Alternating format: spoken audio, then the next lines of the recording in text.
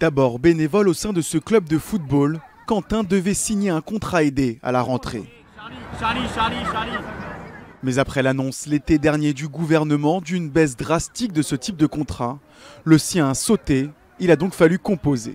J'ai pas pu bénéficier de ce contrat-là et donc du coup on m'a basculé sur un service civique. Le contrat aidé permettait de me former derrière avec un organisme de formation donc, reconnu qui est le Stade Malherbe et ça fait quand même un écart de salaire assez important. Une perte aussi pour son employeur qui comptait beaucoup sur ce type de contrat. C'est un contrat qui est très avantageux pour les clubs puisque sur le total du salaire que l'employeur verse, il y a seulement une grosse partie qui est remboursée par l'État. Donc ça permet, au lieu de payer énormément de charges et de payer l'intégralité du salaire, d'en payer que de 20 ou 30%.